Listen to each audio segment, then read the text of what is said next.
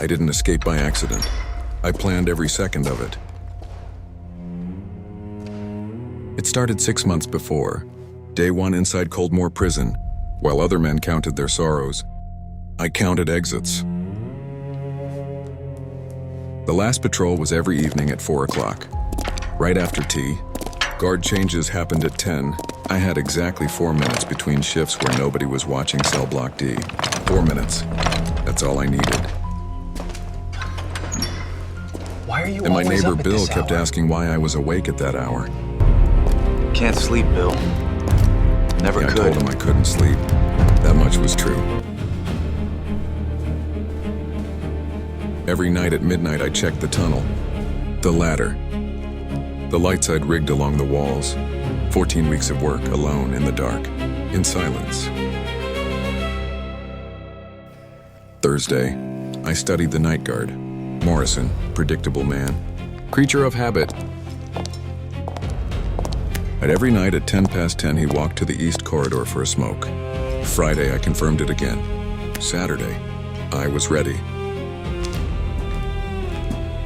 And at 9:45 p.m., I retrieved my coat. 12 weeks it took me to weave that coat from strips of blanket and twine. I put it on slowly, buttoned every button. This was not the moment to rush. At 9:58 p.m., I lifted the floorboard for the last time. 247 times I had practiced that movement in the dark. Tonight was 248. 10:01 p.m., Morrison lit his cigarette in the east corridor. I climbed down. The tunnel was 60 feet long. I had dug every inch of it with a spoon sharpened against stone for 3 months. It smelled of earth and cold and freedom. I walked slowly, deliberately. There was no going back now. They found my empty cell at 6 the next morning. By then, I was already gone. The tunnel smelled of earth and cold and everything they couldn't take from me. I didn't run. Running makes noise. I walked. Above me, Morrison was still in his tower, his torch sweeping every corner of the fence. He had no idea. The light passed over the yard, once, twice, 3 times. Every sweep bought me another 10 feet of tunnel. The midnight patrol completed their 3rd round at 12:47 a.m. Textbook, predictable, exactly as I'd planned. Not one of them looked down.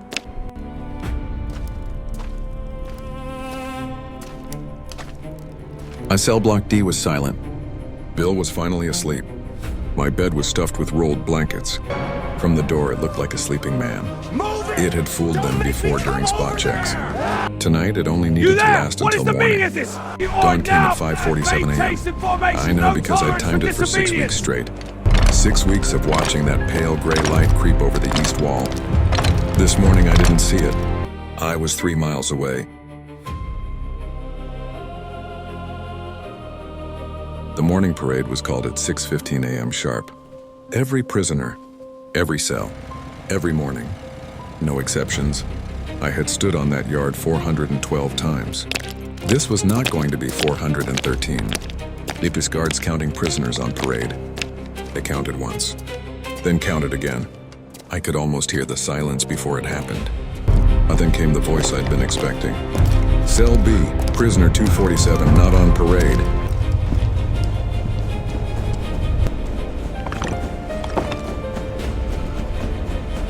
Check the common room. Check the washroom. Check Cell B now.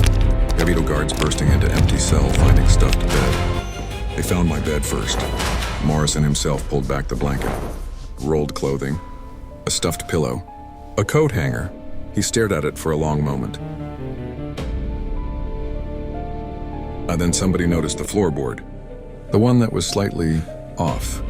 Morrison knelt down slowly, lifted it with both hands, and stared into the darkness below.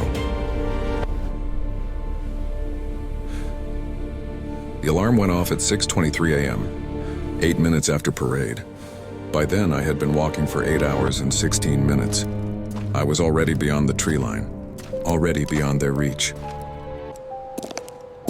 They searched for 3 days. They never found Cell B, prisoner 247. Some say he's still out there. Sci-fi, horror, Yo, period Cinestack. drama. Whatever You're story AI you want to tell, co-director. CinemaStack helps you tell it. This is the future of filmmaking, and it starts today.